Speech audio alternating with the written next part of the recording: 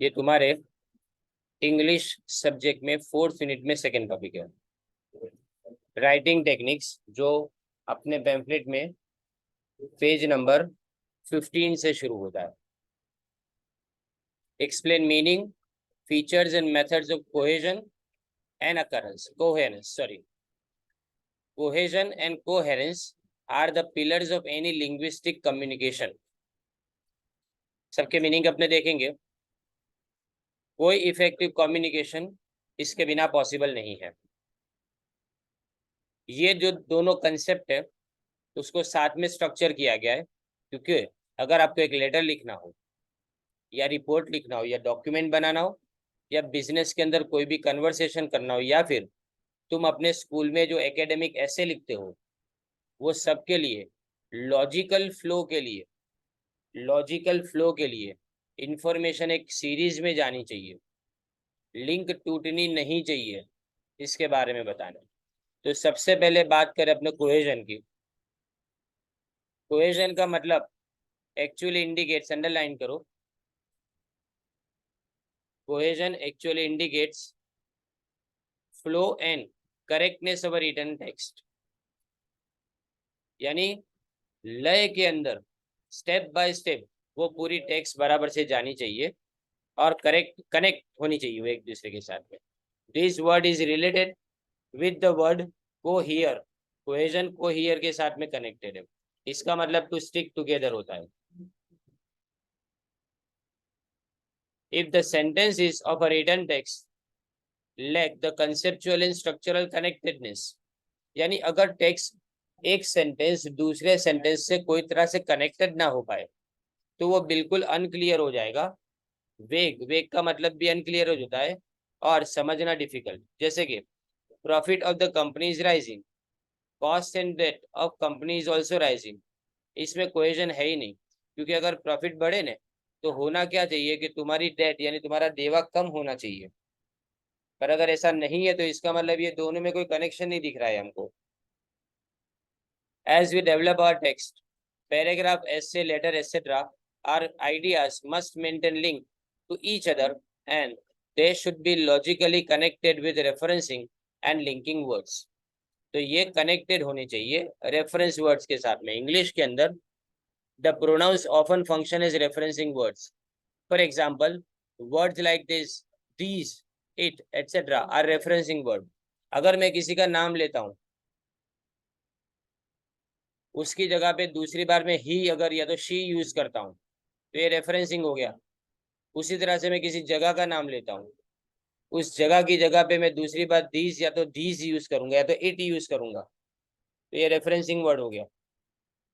We can use these words, जैसे कि example दिया गया है, my pen is very lucky, this is my birthday gift. इसमें दिस का मतलब क्या, मैं उसी पेन के बारे में बात कर रहा हूँ जिसके बारे में आगे लिखा गया था। अब उसके बाद आगे आता है मेथड्स ऑफ अचीविंग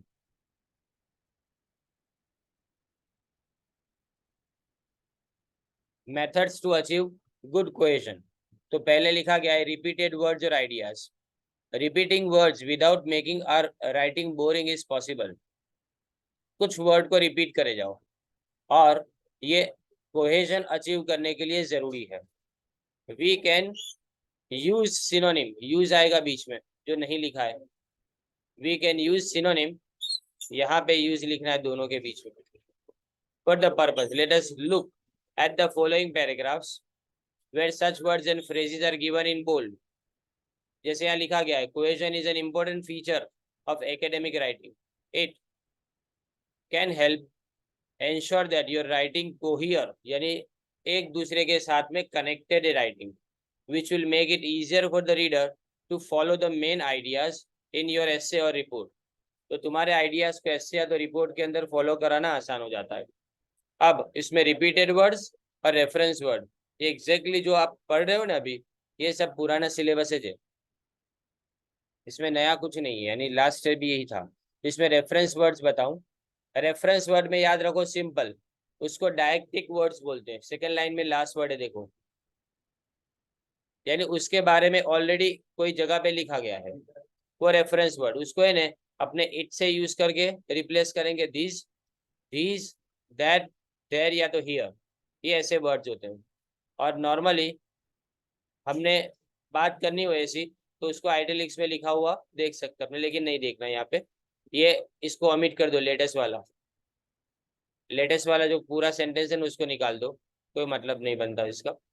फिर ट्रांजिशन सिग्नल्स का मतलब क्या, हम एक आइडिया के रिलेशन को दूसरे आइडिया से जोड़ना चाहेंगे, यानी इससे अपने क्या पता चलता है, रिलेशनशिप बिटवीन डिफरेंट आइडियाज, यानी वो एक ही राइटिंग के अंदर, सिंगल पीस ऑफ राइटिंग के अंदर लिखा गया है। जैसे कि फॉर एग्जाम्पल लिखो, इन कॉन्ट्रास्ट लिखो यानी विरोधाभास, फर्स्ट सेकंड एंड देन, ये ऑर्डर दिखाने के लिए यूज किया जाता है। और एज ए रिजल्ट यूज किया जाता है टू शो अ रिजल्ट और इफेक्ट, ये आपको मैच द फॉलोइंग के अंदर आ सकता है, ये वाला हिस्सा आपको मैच द फॉलोइंग के अंदर आ सकता है। अब दूसरा आता है तुम्हारा कोहियर, ध्यान देना। अब कोहियर का मतलब, the word coherence means structure, coherence का मतलब होता है स्ट्रक्चर, याद रखना ये। Any piece of writing needs to follow a well defined structure, for example an essay or a paragraph has the following sections. तो देखो पहले इंट्रोडक्शन का स्ट्रक्चर, यानी शुरुआत में ये लिखा जाता है,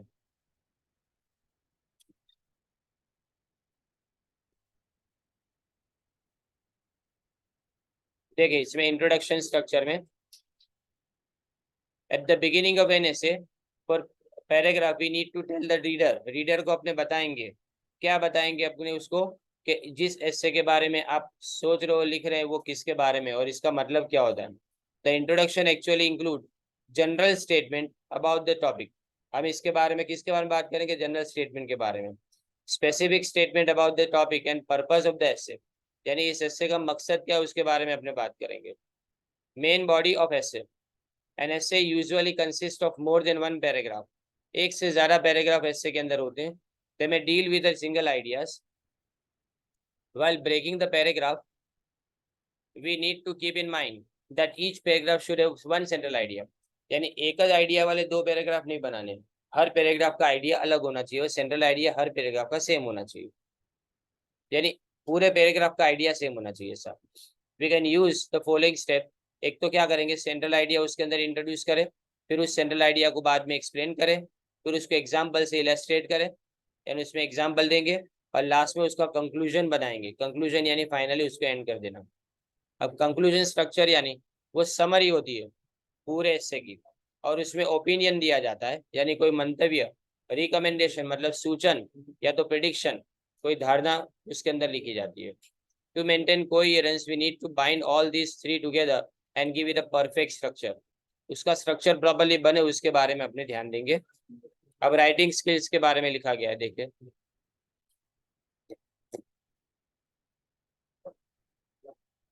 writing skills for E communication, यहाँ से इजी पार्ट शुरू होता है अपना।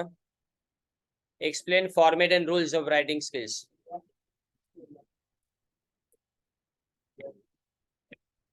पहले लिखा गया इंट्रोडक्शन, द इलेक्ट्रॉनिक मेल और ईमेल, ईमेल किस तरह से लिखा जाएगा उसके बारे में लिखा है। तो द इलेक्ट्रॉनिक मेल और ईमेल एंड द एसएमएस यानी short message service is an important for both professional and private communication and can be divided into formal and informal categories of communication, यानी इसको डिवाइड किया जा सकता है formal informal में। फिर फॉर्मल ईमेल का मतलब वो किसको लिखा जाता है, वो एम्प्लॉयर्स को, कलीग्स को, क्लाइंट को, राइट, वो ईमेल या तो मैसेज जो भेजा जाता है वो हुआ। लेकिन जो इनफॉर्मल है वो तुम्हारे फ्रेंड्स को लिखा जाता है। Email and text message have made it easy to contact people and connect with them, that is why it is necessary to learn, कि इसमें इस मीडियम के अंदर से यानी इस तरह के जरिए से हम कैसे लोगों के साथ में इंटरेक्ट करेंगे, उनके साथ में कांटेक्ट करेंगे, उनके साथ में बातचीत करेंगे। While the use of language in formal situation is changing, it is more important than ever to be aware of acceptable and unacceptable communication protocols in various situations, यानी कौन सी चीजें मान्य है और कौन सी चीजें नहीं लिखनी चाहिए वो बताना जरूरी है। Most of these will be discussed in this section. तो देखिए आप स्टार्ट करते हैं इसमें, formal emails, example unacceptable form of writing email, ये अनएक्सेप्टेबल है, ये नहीं लिखना चाहिए। देखो किरण Reddy at let's.organization,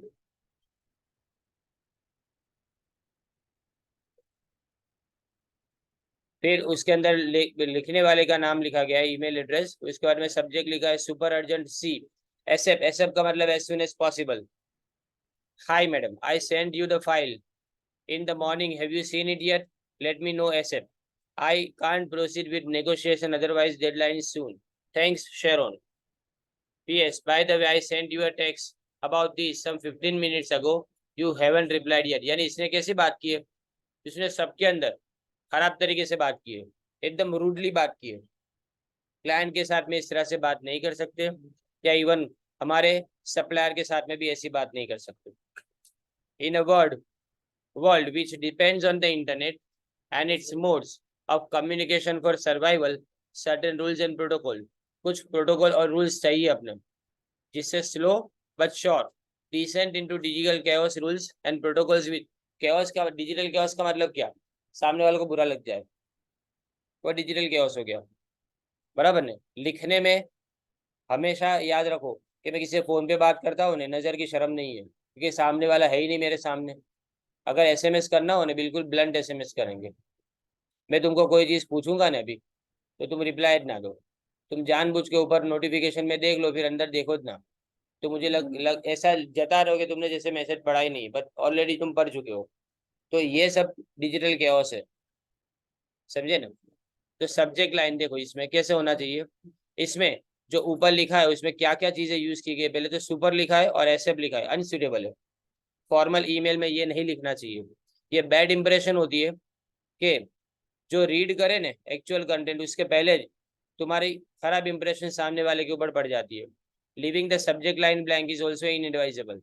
subject line तो लिखित नहीं है, किसके बारे में पूछ रहे हो वो। द सैल्यूटेशन, सैल्यूटेशन में यहाँ पे ग्रीटिंग कैजुअल होना चाहिए।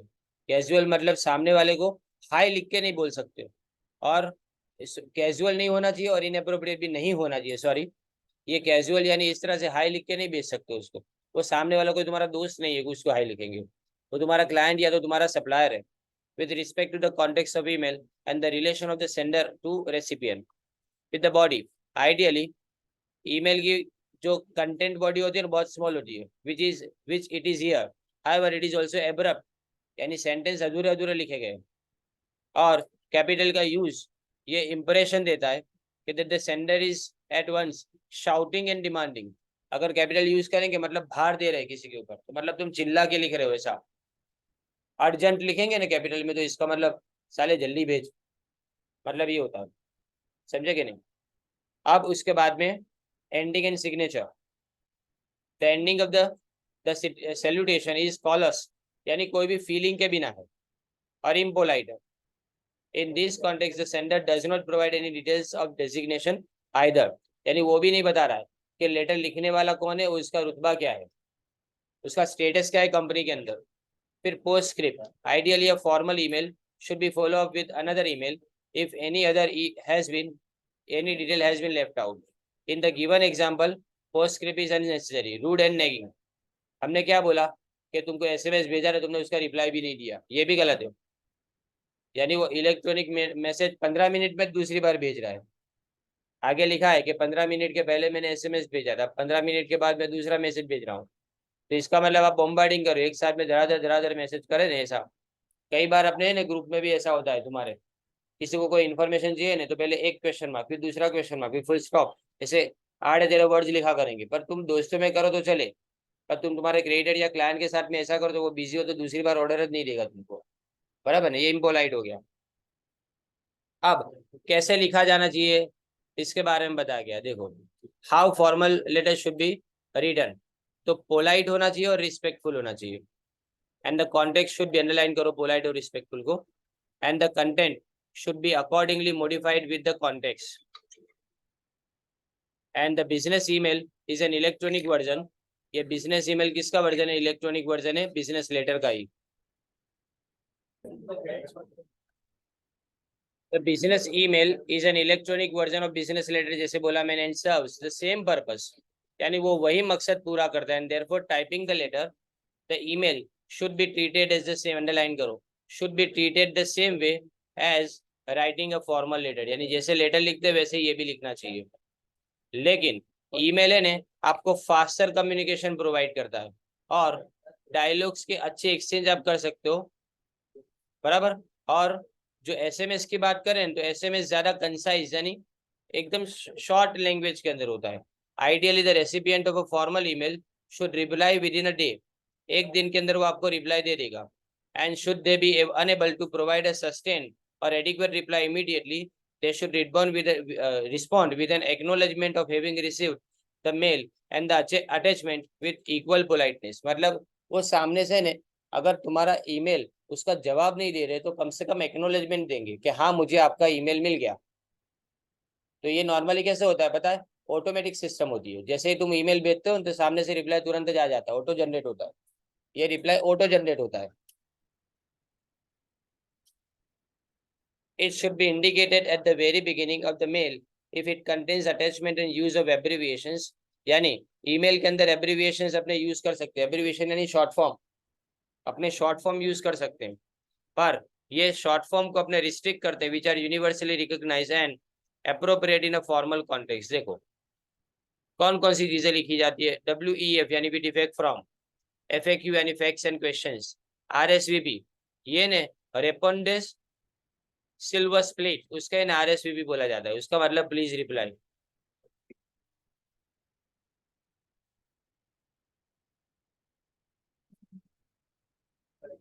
What constitute a correct formal email, तो पहले सब्जेक्ट लाइन ऊपर जो था ना वो गलत था, तो गलत की जगह सही करना, तो वो गलतियां जो थी वो यहाँ पे अपने करेक्ट करनी पड़े। पहले तो क्या लिखा है कि email should be direct, polite, clear in intention, concise, short and sweet, caps lock should be avoided, यानी कैपिटल ज्यादा यूज नहीं करने चाहिए। सैल्यूटेशन, डियर सर, मैडम और मैम, और इन केस ऑफ मल्टीपल तो to whom it may concern, ऐसा लिखना चाहिए। एक से ज्यादा जगह पे भेजना हो तो to whom it may concern ऐसा लिखना चाहिए। फिर द बॉडी, उसके अंदर कंसाइज और प्रिसाइज, प्रिसाइज का मतलब शॉर्ट, कंसाइज का मतलब clear. If the sender is unknown to the recipient identification is necessary.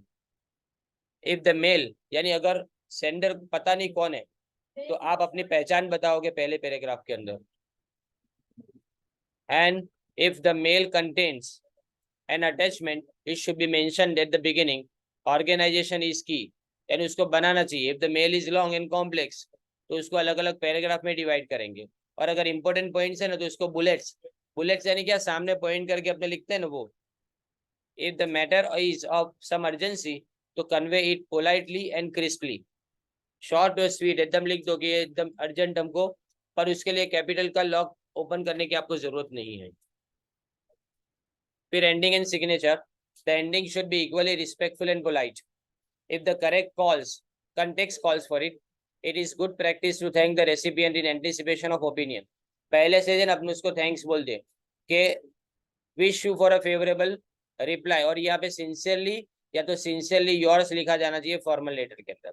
Signature should be in full and if applicable should include the sender's position and designation with the organisation, मतलब उसका status क्या organisation के अंदर, ये लिखना जरूरी है उसके अंदर। अब देखो वही जो लेटर गलत था उसी को सही कैसे किया, Kiran Reddy @let's.org, Sharon Fields let's.org।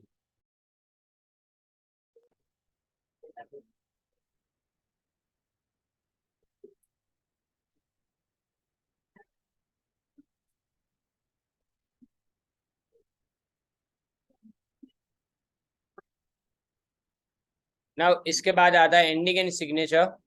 The ending should be respectful, बताया बराबर ने। अब ये देखो तुम्हारा सब्जेक्ट यहाँ पे लिखा है लेटर में, darkling account balance sheet, dear ma'am I am resending this email to you in case my previous mail did not reach you. देखो क्या लिखा, ऐसा नहीं लिखा कि तुम जवाब नहीं देते, क्या लिखा कि पिछला ईमेल भेजा था शायद तुमको ना मिला हो।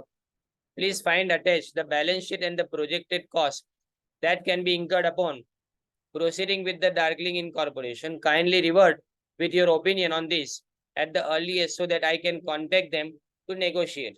मैं उनके साथ में नेगोशिएशन कर सकूं, यानी आप अगर बैलेंस शीट वगैरह भेजोगे तो they expect the response within the week. अब ये ने आपके ऑर्गेनाइजेशन का एक बंदा आपके ऑर्गेनाइजेशन के दूसरे बंदे को इसलिए मैसेज लिख रहा है क्योंकि उसको बैलेंस शीट किसी को भेजनी है और वो बैलेंस शीट उसको टाइम पे नहीं मिली तो सामने वाले से वो नेगोशिएशन कैसे करेगा उसके बारे में उसको मालूम नहीं है, इसलिए लिखा गया है। तो they expect a response within a week. Thanking you Sharon Fields project assistant.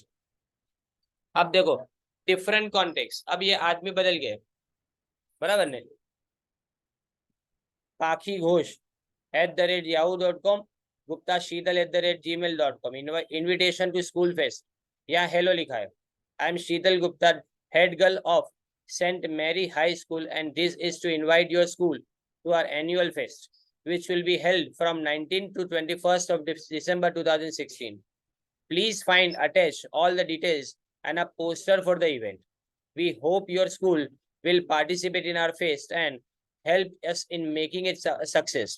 यानी उसको सक्सेसफुल बनाया जाए उसके लिए आप मुझे मदद करो ऐसा। थैंकिंग यू शीतल गुप्ता, ये लिखा गया है, right.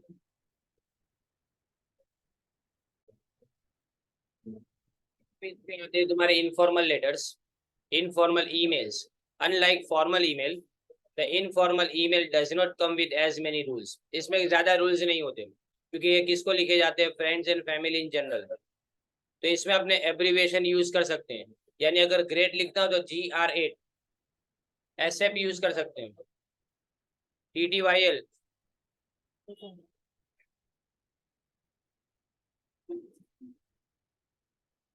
PRB, etc., which is generally usually used in the formal informal SMS. Personal names and nicknames, emotions भी यूज कर सकते हो, स्माइली यूज किया है। द सब्जेक्ट लाइन, उसमें while the use of caps lock is not forbidden, पर उसमें ज्यादातर यूज नहीं करना चाहिए। Content of the subject need not be structured. Moreover, there might not be any requirement for a subject at all. Subject की जरूरत नहीं होती, डायरेक्ट लिख भी सकते हैं। फिर salutation, unlike it in an informal letter which begins with dear, the salutation here is not subject to the same regulations, as these are usually informal, private correspondences between two or more friends or family. The salutation is also subject to private nicknames and exclamations. यानी कोई भी ऐसे, अगर समझो कि किसी को घर में कोई दूसरे नाम से बुलाता हो तो वो नाम से भी उसको एड्रेस कर सकते हैं अपने, यानी निकनेम का मतलब वो होता है। There might not be salutation as well. Salutation की जरूरत नहीं है। और the body, unlike in a formal email, the length of the email is unrestricted. Long भी हो सकता है और rambling और short and precise. Rambling का मतलब आधा अधूरा भी लिख सकते हो उसके अंदर। Likewise, the moderation of tone is not mandatorily exercised here. Moderation of tone यानी उसको है ना, जरूरत नहीं है कि आप सेम टोन के अंदर इसको लिखते जाओ। अब ये कनेक्टेड इंडिविजुअल्स के साथ में कॉरेस्पॉन्डेंस होता है तो इसमें उसमें अटैचमेंट भी यूज कर सकते हैं। It is expected that the sender will mention them at the beginning, लेकिन शुरुआत में आपने लिख देने का कि मैं इसके साथ में ये चीज भेज रहा हूँ। और एंडिंग एंड सिग्नेचर, इसमें कोई रूल नहीं है एंडिंग और सिग्नेचर का भी, इसका मतलब इसके लिए अपने को कोई अलग से समझने की जरूरत नहीं है। अब एग्जाम्पल देखो, Taba Firoz @gmail, Zarin Kumar 96 @gmail, right. अब सब्जेक्ट में क्या लिखा है, पिक्स आर हियर, और इसके बाद में स्माइली लिखी है, देखो the my birthday, pics are here, I am sending you to you, can tell me which one you like, okay, यानी okay, then I will upload them online, see them fast, इसको देख लेना है सब। फिर उसके बाद में जी लिखा गया है। However an informal idea email can also be long and polite. For example, an email between cousins who have not seen each other in years. तो फिर अपनी जिंदगी के बारे में अपडेट बता रहे हो तो वो लॉन्ग ईमेल भी लिख सकते हैं। 21st सेंचुरी के अंदर emailing each other informally has been rapidly overtaken by social media. अब ये सब जरूरत नहीं है, ये सोशल मीडिया में सब कुछ मिल जाता है ना। फोटो है तो अभी तो यहाँ फोटो तुम्हारे बराबर से क्लिक हुए नहीं हुए, पहले तो इंस्टाग्राम पे चले जाते हो।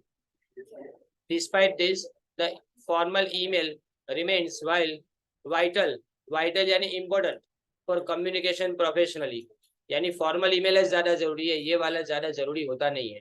यहाँ तक आज अपने कंप्लीट किया।